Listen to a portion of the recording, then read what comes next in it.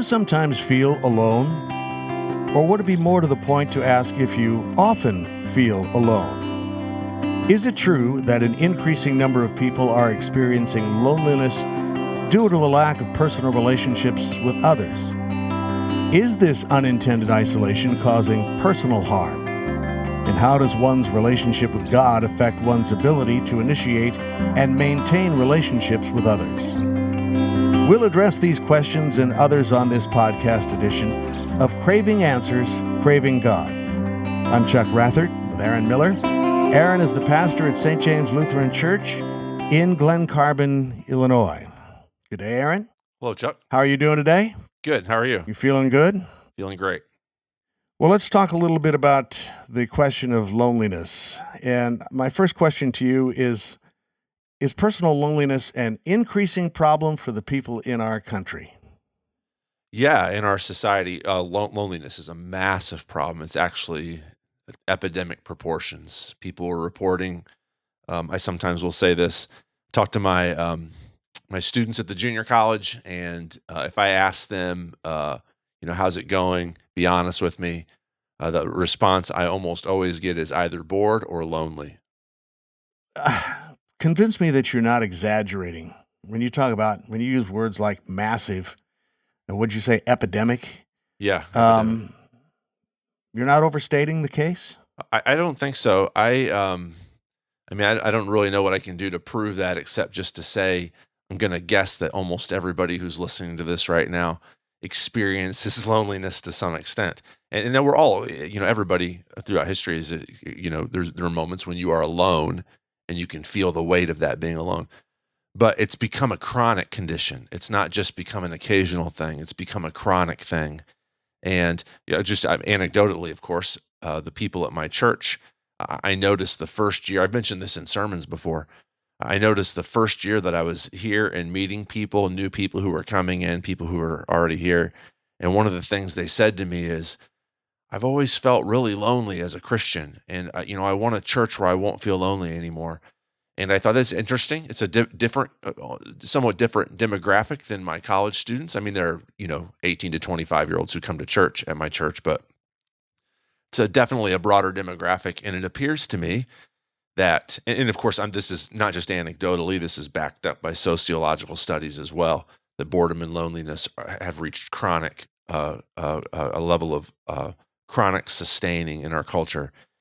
I thought this is interesting that it's across the board. It's old people, young people. People are lonely. In your ministry, do people often come to you because they're suffering from chronic loneliness? It depends. People don't usually come and say to me, I'm lonely and I wish that I wasn't, unless it's evident in an area of their life where they sense that loneliness should not be there. So church, I used the example before of church. People have this sense that they should not be lonely in a larger community, in a community family, a church family. And yet many of people have this experience of being in church for a long, long time and being lonely. And there are a lot of people who have left church, who have abandoned Christianity, not for logical reasons, sometimes not for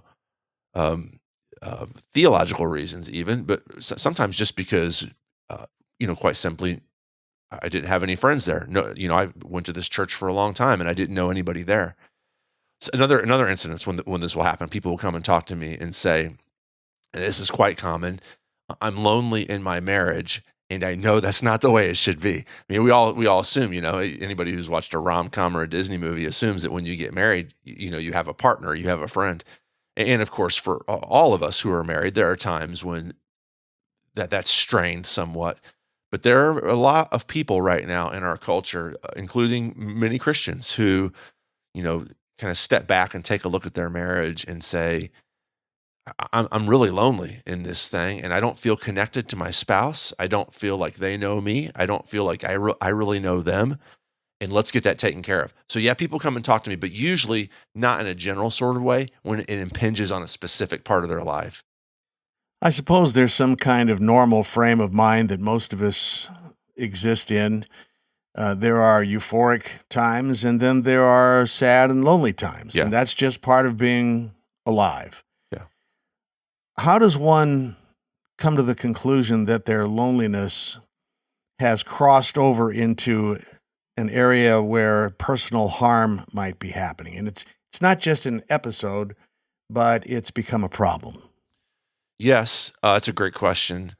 I'm going to take the word personal harm in as broad a sense as possible, to include not just being harmed or wanting to harm oneself physically, but also sensing that this is damaging to me. The way I'm living my life is damaging to me. Now, people will usually, they'll get to that point that you're describing when they try to medicate the loneliness by being around other people, and that doesn't work. There's actually, if you talk to the sociologist, the loneliest people in the world are people who are living in cities now. And the reason why they go and live in cities is because they want to be around other people. Some people don't, of course. Some people like the country life. Some people like suburban life. Some people want the hustle and bustle of living in an urban environment.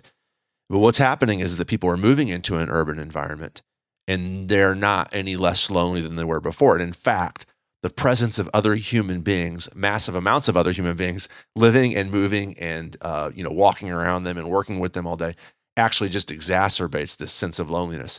So when you realize that your loneliness is not being, you're just as lonely when your husband is at home as you are when he's away, then you realize this becomes a problem and it needs to get taken care of. And there are ways to do that. There like we talked in a past episode about self-medication. People will sometimes deal with loneliness by whatever, a drink or hobbies. But that doesn't scratch the itch that we all have to be connected to other human beings. I wonder what, if anything, has changed. I'm thinking 100 years ago when, at least here in America, just about everybody lived on a farm. There were a few people in the city, small city or village, and they were fairly isolated. Yeah. And I guess they seemed to do just fine. Yeah. And now, as you pointed out, we have people, many, many more people packed into tight quarters. Right. And all of a sudden we have a loneliness problem. Yeah. What's changed? Yeah. Well, so now you're getting right at the heart of it. This is not a problem that people don't know why it's happening. This is not like a mysterious virus that nobody knows the source of. We now know, and this, to go back a few podcast episodes ago, that if you live in a culture that, I know that this is too broad of a term, but in a postmodern culture where there is nothing in the middle of the room anymore, there's no God in the middle of the room, there's no science as a controlling, central organizing proposition. True north. That's right. Yeah. As a standard, that's a great, true north is a great way to say that. That's not in the middle of the room anymore. Now what's happened to us in America after the 1960s, in Europe since the 1940s, the end of World War II, in fact, is that we ourselves insist that we are God. And the power that we get from that is sweet. I get to decide what's right and wrong for myself. And I get to decide what's good or bad for myself. And nobody has a right to tell me otherwise. Now, that's a sweet fruit. The trade-off, though, is now I'm completely disconnected from every other human being, because in order to be connected to a friend or a spouse or a coworker, I have to give up part of that sovereign authority in order to let them into my life. I as a postmodern am not willing to do that. I want friends, I want connection, but I'm not willing to let anybody inside the walls of my tiny kingdom. Now, my kingdom is super tiny. Nobody else is allowed in here, else it's not my kingdom.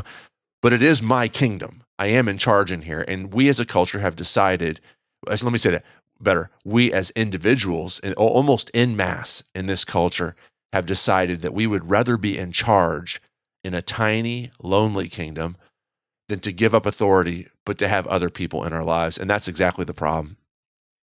So at the top of the podcast, I posed the question, do you sometimes feel alone? And I'm thinking of an individual who's now listening to this, and when they hear that question asked, inside their head is a loud, resounding yes, exclamation point. Yeah. Touched a nerve. So now they've been set up because they're craving an answer to this problem. Do you have an answer for them today? Yeah, I'm going to offer this up as a possible solution, and I'm going to encourage anybody who's struggling with this, Christian or non-Christian, to grab onto this and give this a chance. God has created us for community. He's created us to look like him, and now we're coming back to what we ended with on the last episode.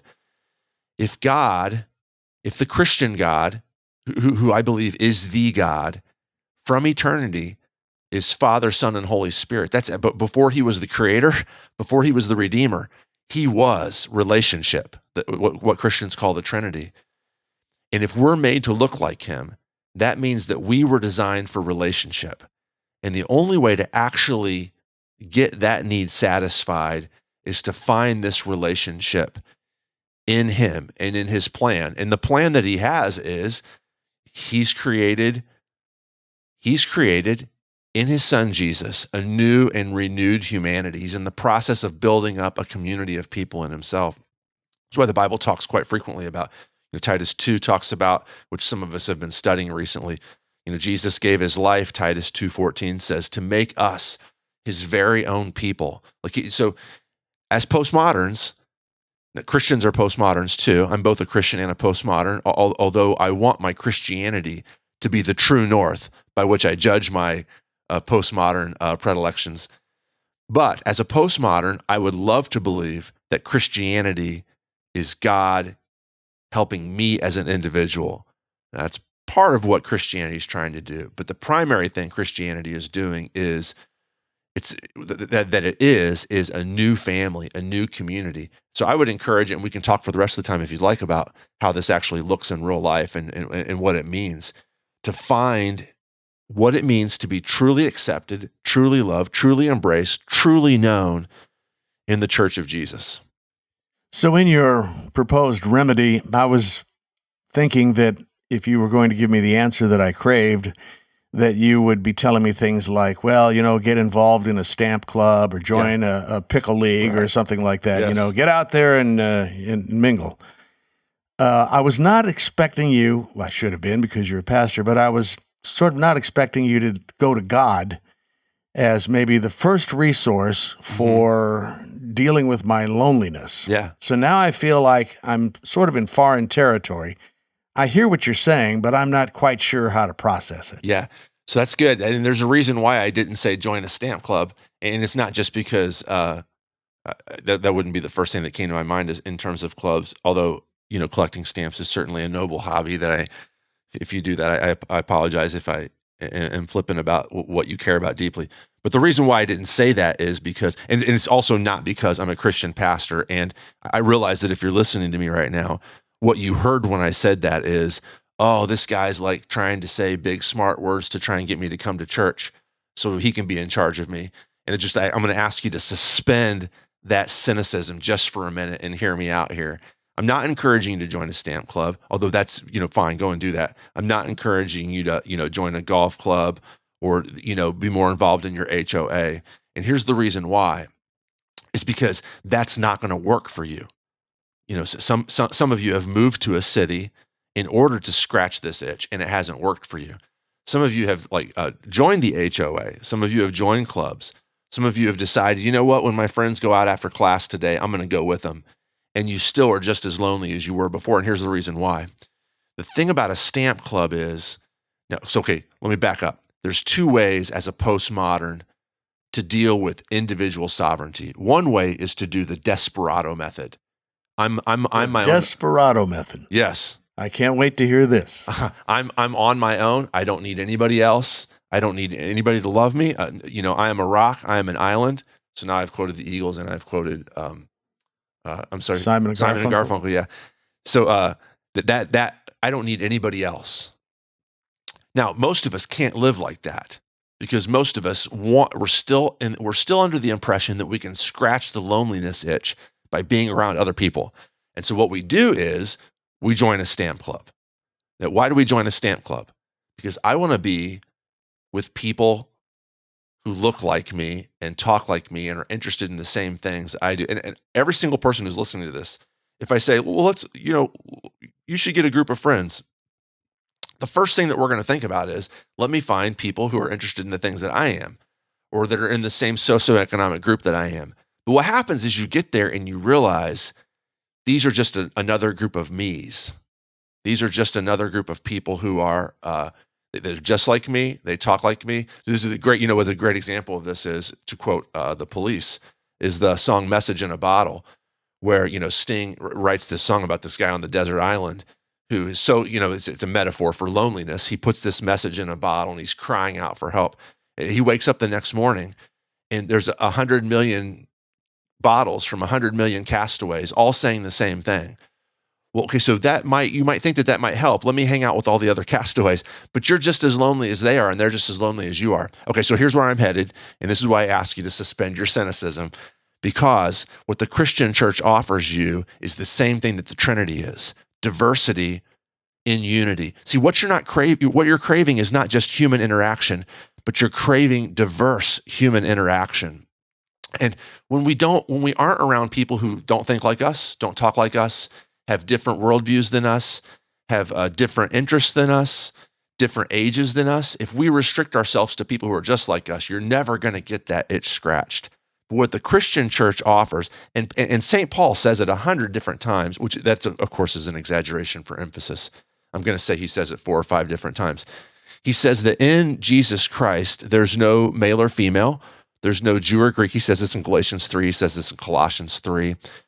There's no male or female, there's no slave or free. You are all one in Christ Jesus. And what he's offering us is a world where you're not identified by people who look just like you, but you can be one with, you can experience life with men and women both, rich and poor, old and young, whatever socioeconomic status, whatever ethnicity. He says Jew and Greek several different times, Paul, in both Galatians 3 and Colossians 3.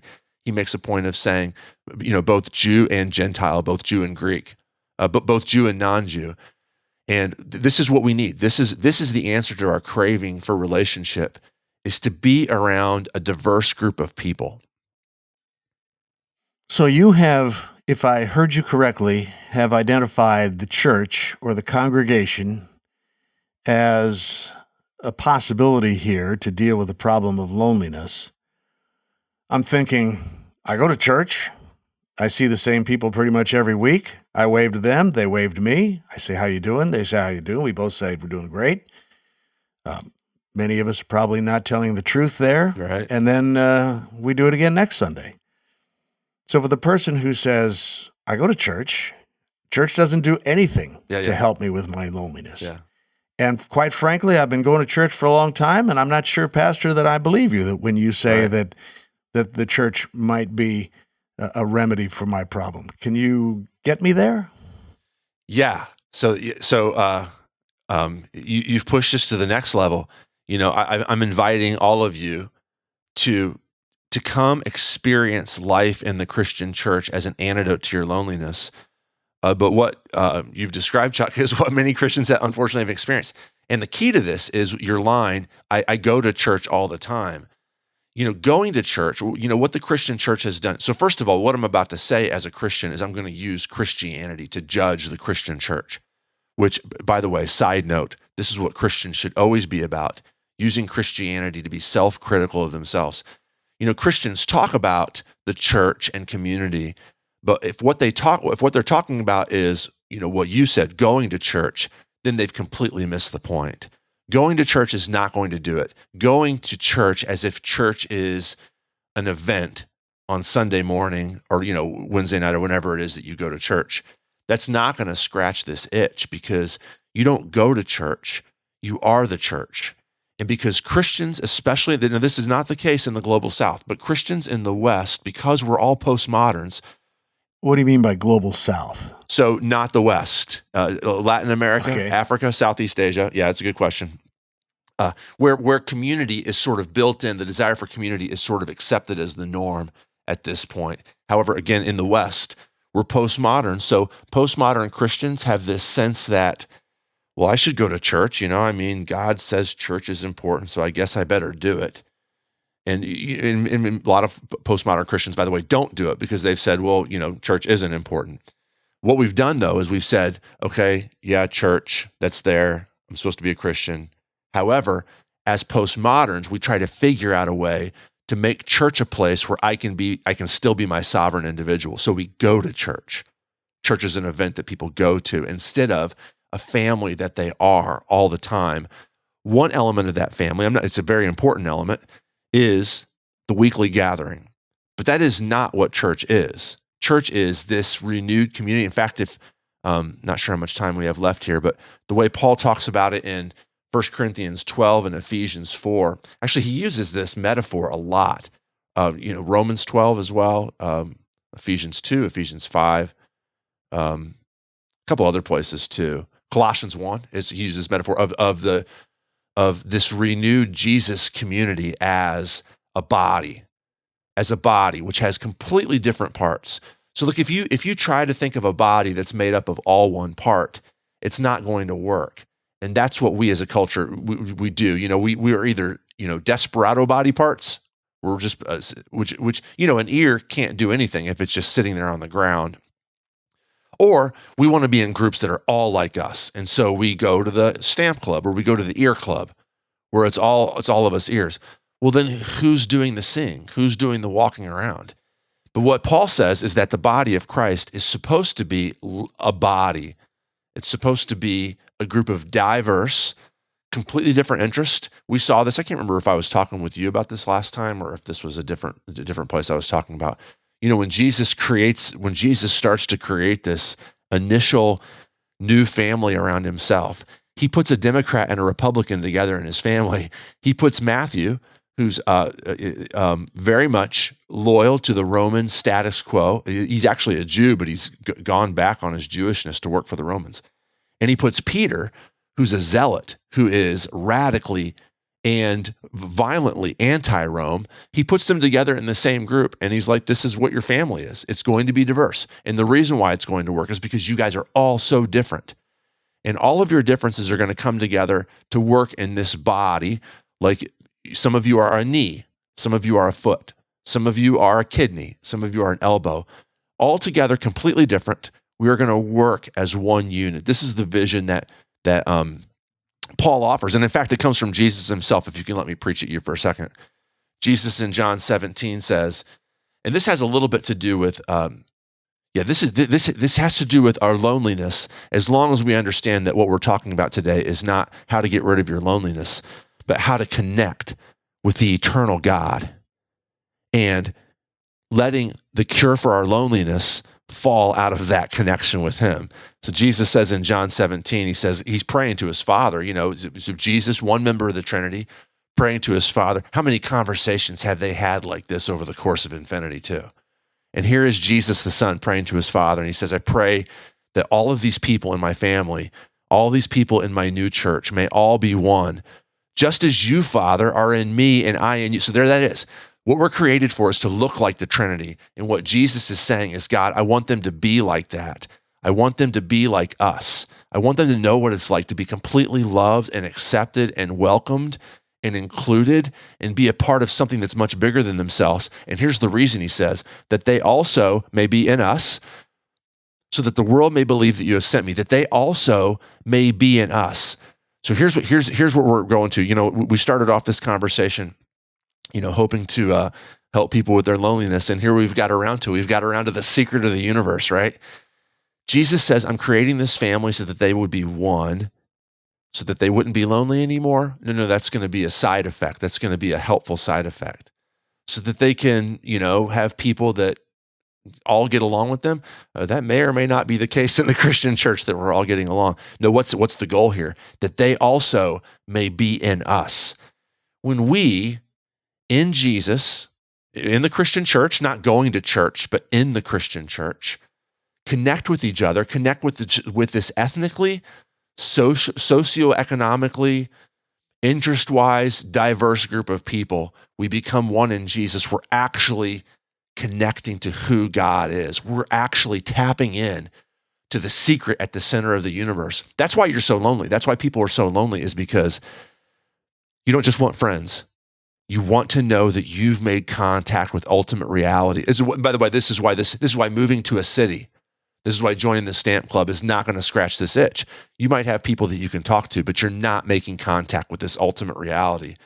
But when you connect with Jesus and you connect with this new family, a family that's being the family, not just a group of people that show up at church on Sunday mornings, and you find a good church, you will find a group of people in that church who are still trying to be postmodern.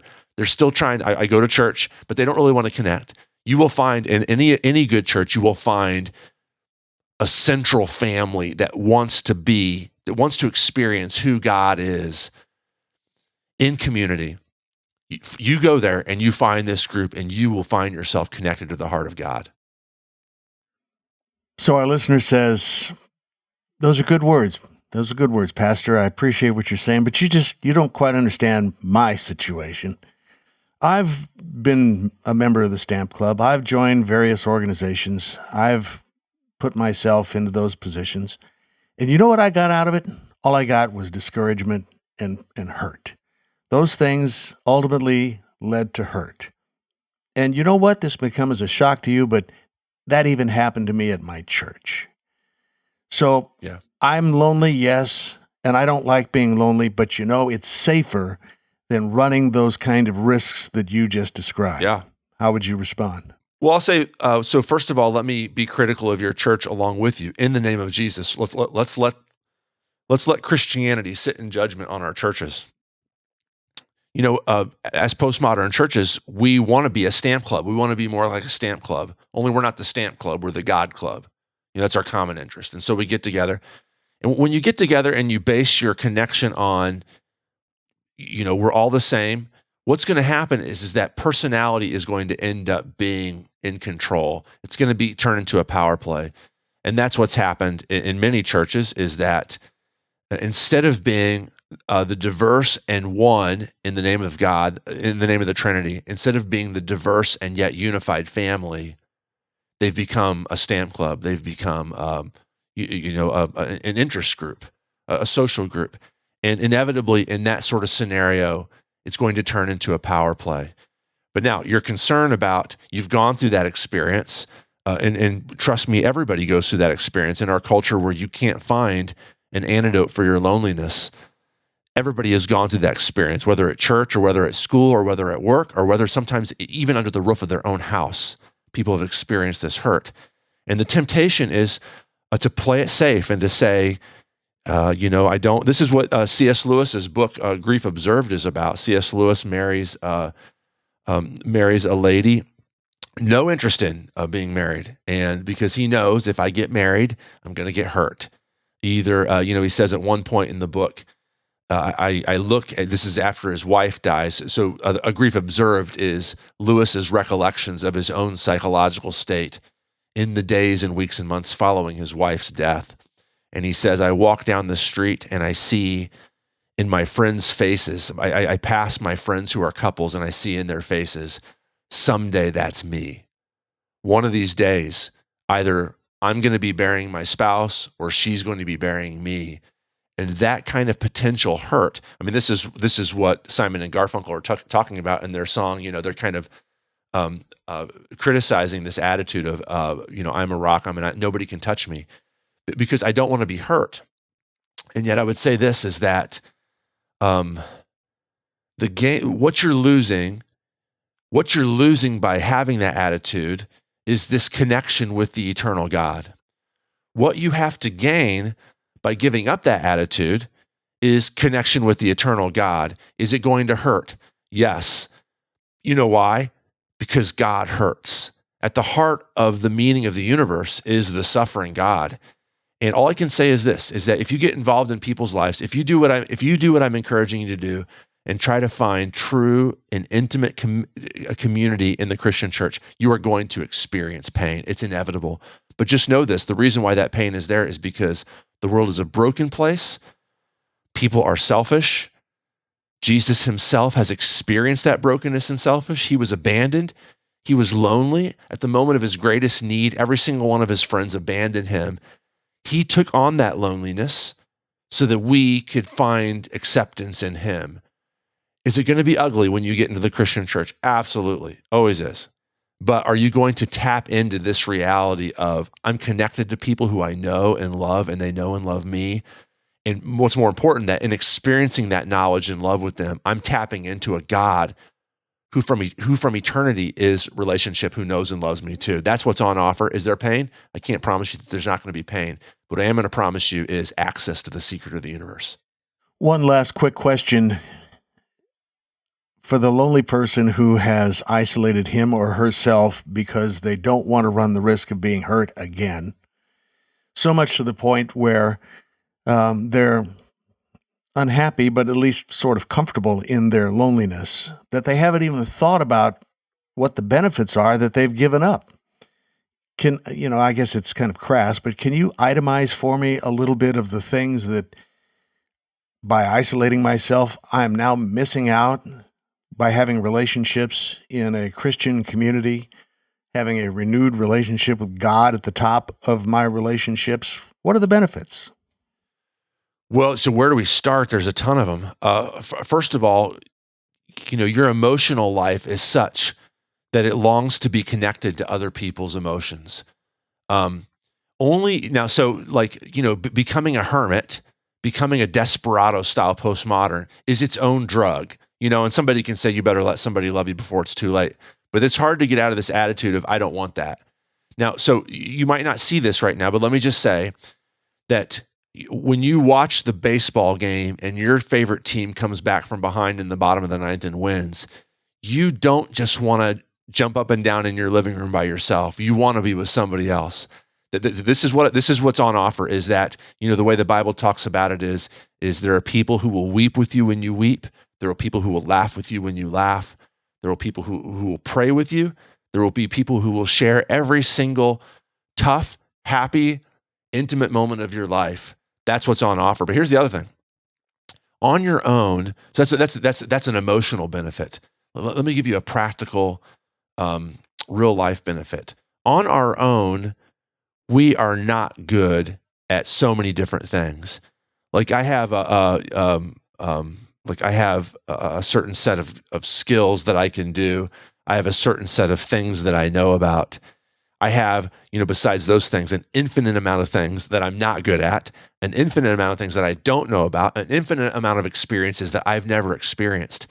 And if I isolate myself, which we do as postmoderns, if we isolate ourselves, we imprison ourselves in our own experiences. We imprison ourselves in our own ways of thinking. We imprison ourselves in our own emotions. And this is why, being at a stamp club is not necessarily going to do it for you. What you need to do is you need to be around people from different ethnic backgrounds. You need to be around people from different interest backgrounds, because their experiences, their knowledge fills in the gaps of your own experiences and your own knowledges and your own knowledge and your own emotions. The Christian church offers this in spades. If we as Christians are willing to embrace this reality that God has called us to be a new family in himself, not bound by gender, not bound by ethnicity, not bound by socioeconomic groups, not bound by ideology, even outside of this commitment, this radical commitment to Jesus as the one true God, that what Christianity offers us is a vista, infinite vista of different perspectives and viewpoints. So we talk in our culture a lot, if you'll give me just a couple more seconds, we talk in our culture a lot about diversity. And typically what we mean by diversity is I want a whole bunch of other people who think exactly like I do so that we can get on social media and bash the other group who doesn't think like we do. But what Christianity is offering is all the different types of people in the world from all different backgrounds coming together and not being pigeonholed into one specific interest group, but allowing their interests and their backgrounds and their makeup to influence all of us as individuals. That's what I crave. I want diversity of experience, diversity of people around me. And the Christian church is the only place where this is freely and absolutely offered. Aaron, thanks for your words. Thanks for your wisdom. Thanks, Chuck. And we want to say thank you for listening to our Craving Answers, Craving God podcast with Pastor Aaron Miller, pastor at St. James Lutheran Church in Glen Carbon, Illinois. If you have a topic or a question for Pastor Miller, please go to our website at stjamesglencarbon.org and click Contact Us. You'll be able to leave a message there. Thank you for listening.